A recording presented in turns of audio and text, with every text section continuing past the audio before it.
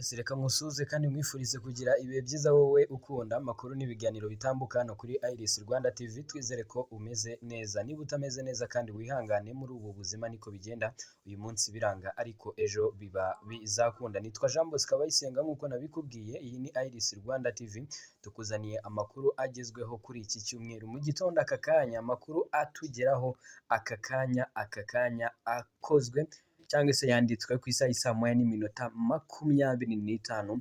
Ubu tuvugana turi saa moya n'iminota 46. Ni atugezeho nonaha ku Nkombo, umwana w'imyaka 5 ararohamye ahita apfa ako kanya. Birakomeye cyane, birakomeye, ariko ndaza kukubwira n'andi makuru menshi nk'aho hari mu karere kamwe kano mu Rwanda umuntu nabwo yitabye Imana kubera amazi. Ibi byose turaza kubikubwira neza, mana nyagasani.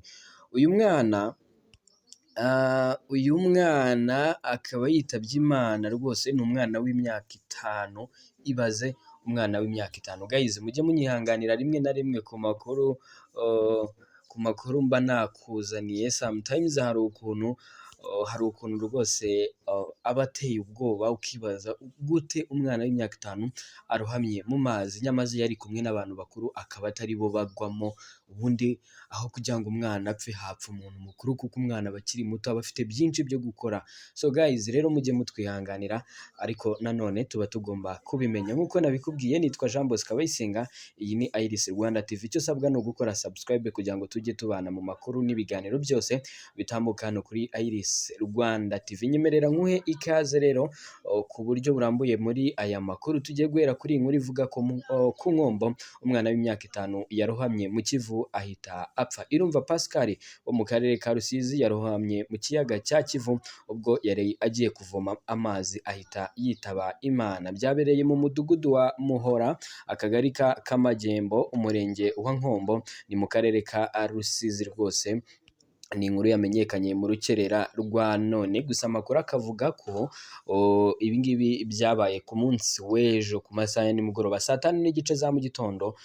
Nibwo uyu mwana w'imyaka 5 yagiye kuvoma amazi mu kiyaga cya Kivu yijyanye. Agezeyo ahita arohama, birangira yitabye Imana. Umunyamabanga nshingwabikorwa w'umurenge wa Nkombo, Abdul Jabbar Nahomvukiye, yabwiye igihe ko bakimenya aya makuru bajyanye n'inzego z'umutekano na RIB aho iyi mpanuka yabereye, basanga atari ngombwa ko umurambo w'uyu mwana woherezwa ku bitaro gukorerwa isuzuma. Agace umuryango w'uyu mwana utuyemo kamaze kugezwamo amazi meza, ari naho Gitifu Nahomvukiye ahera asaba abaturage b'umurenge wa Nkombo kujya bakoresha amazi meza ari mu mavomo Leta y'u Rwanda yagejeje aho ngaho, kurusha uko bajya gukoresha amazi y'ikiyaga cya Kivu, cyane ko bitemewe. Avuga ko niyo haboneka impamvu ituma bavoma aya mazi, bidakwiye ko umwana yijyana kuvoma ikivu atari kumwe n'umuntu mukuru. Ushobora kwibaza ngo umwana w'imyaka 5, ubundi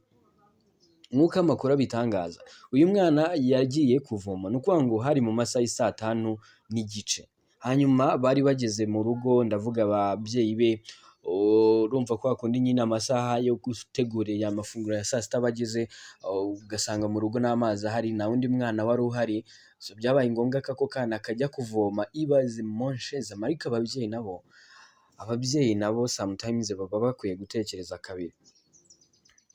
Can you imagine umwana w'imyaka 5 kumwohereza mu kiyaga cya Kivu? Imyaka 5 monsheze, umwana utaratangira no kwiga, ukamwohereza mu kiyaga cya Kivu akajya kuvoma amazi. Can you imagine?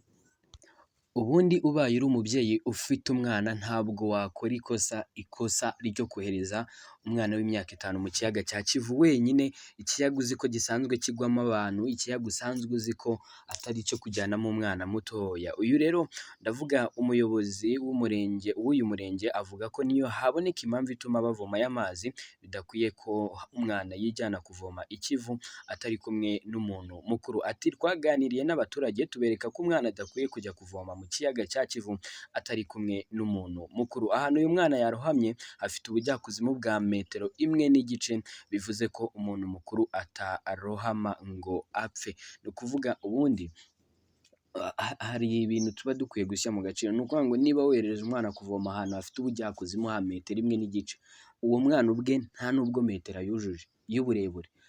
Niba adafite metero kandi akaba agiye kuvoma ahantu hafite metero n'igice, uribaza aramutse aguyemo anyereye gato gusa amazi akamutwara, urumva yavamo ate? So ni ikibazo gikomeye cyane. Ubwo rero umwana yaragiye agenda agiye kuvoma bisanzwe, aranyerera kwa kundi nyine uba uri kuzamura akabuni cyangwa se akabido cyangwa se ipira, bigendanye n'uko ubyita mu rurimi rwawe. Hari abavuga ipira, hari abavuga akabido, hari abavuga ibido, hari abavuga ikibuni, hari abavuga ikidomoro. Ubwo yafashe icyo gikoresho yajyanye kuvoma mu kwa kundi amazi yuzuye azamuye, ari kukizamura nyine ngo agishyire hejuru amatahe, nibwo yanyereye ukuguru kumwe kuranyerera, kwa kundi yagiye kwiramira abura uko yiramira, umwana abaguyemo.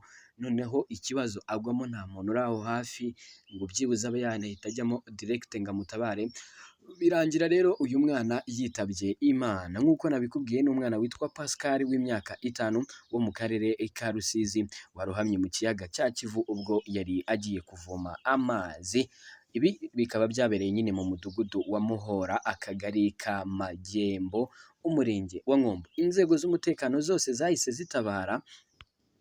zitabara ubwo zari zimaze kumenya inkuru, zirahagera. Ubundi ubusanzwe umuntu ashobora kwibaza kuki umurambo w'uyu mwana utajyanwe ku bitaro. Ubundi bisanzwe bizwi ko iyo umuntu yakoze impanuka, ni ukuvuga yaba impanuka nk'iyo ngiyo yo kurohama, yaba impanuka nk'iyo ngiyo wenda y'imodoka se, ya moto se, iyo ari yo yose, cyangwa se wenda umuntu akaba yanapfiriye mu rugo bisanzwe nta n'impanuka yakoze yari arwaye, ubundi bisanzwe bizwi ko umurambo wiwe ufatwa ukajyanwa kwa muganga bakamukorera isuzuma, kugira ngo wenda na RIB cyangwa se n'izindi nzego z'umutekano zimenye n'iki cyihishe inyuma y'urwo rupfu. Ese nta kindi kibazo yari afite, wenda tukaba turi kubeshyera impanuka? Ese yari arwaye? Yego, niba yari arwaye se nta bindi bintu byari mu mubiri we byaba byatumye apfa bitari uburwayi bundi yari asanzwe afite? Ese niba yari arwaye nta kindi kintu cyavuye ku ruhande cyaba cyamwishe kitari ubwo burwayi bwe?